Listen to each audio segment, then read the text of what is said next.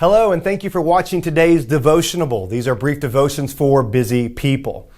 You know, this past week, Pastor Cook celebrated his 20th anniversary as our lead pastor. And how blessed are we as a congregation to have him as our lead pastor. And I don't know about you, but for me, I've got many great memories of Pastor Cook throughout the years.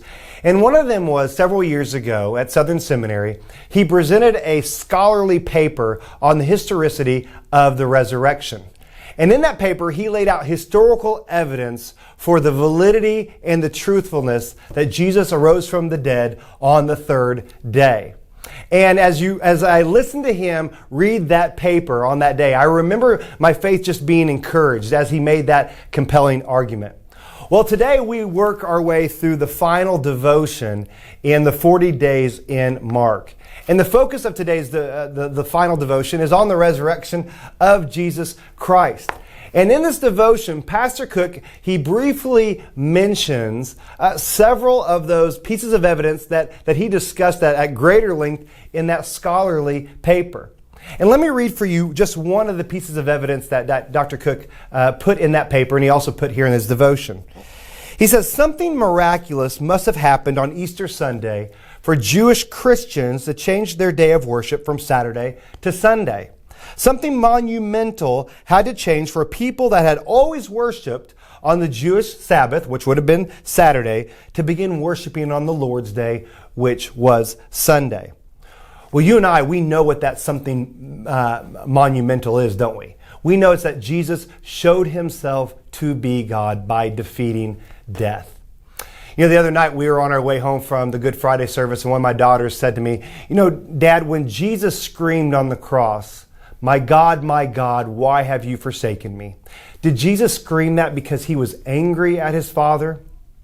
And I took a moment and I explained to my kids, we were all in the van, and I said, you know, it's not because he was angry, but it's because for the very first time in Jesus' life, he felt that separation between him and his Father, because he had taken on the sin of the world upon his shoulders. And there was a separation between he and his Father. But we know that's not the end of the story. We know that he took on that sin, and yes, he did die, and he was buried, but he rose from the dead on the third day. And when he did that, what did he do for you and I? He made atonement.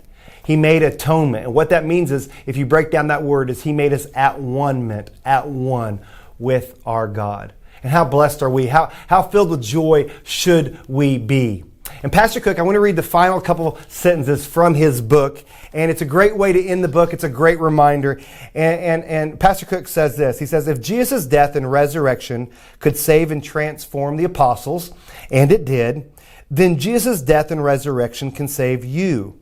To gain the world and not know Jesus is, in the end, to lose everything. But to lose everything for Jesus is, in the end, to gain everything. You know, the apostles knew that. And that's why they were willing to give up everything, to give up their jobs, to move. That way they could go and do the ministry that Jesus had called them to do, to go out and to preach the gospel, to preach the good news. And that's indeed what they did.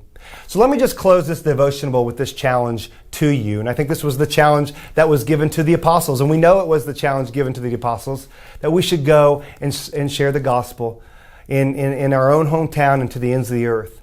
But here are 3 prayers I want to challenge you to pray this week. The first prayer would be, Lord, help me to love the lost like you love the lost. That's a great place to start. Lord, just transform my heart. Help me to see people the way that you see them. The second prayer would be, Lord, help my eyes to be open to the opportunities before me to share the gospel. So often our eyes are not open. We're distracted by things in this world that we don't see the opportunities right in front of us. And the third prayer I would ask that you pray is that, Lord, help me to be brave and to be bold, that when those opportunities arise, that I'll walk through that door and I won't be afraid to share the greatest news that has ever been given to man, that Jesus saves sinners like you and me. So I think this is a great way just to finish the 40 days in Mark, talking about the resurrection, talking about the hope that we have in Jesus, but also that we are ambassadors to take his message to the world. Thank you for joining us for today's devotional. We appreciate you watching.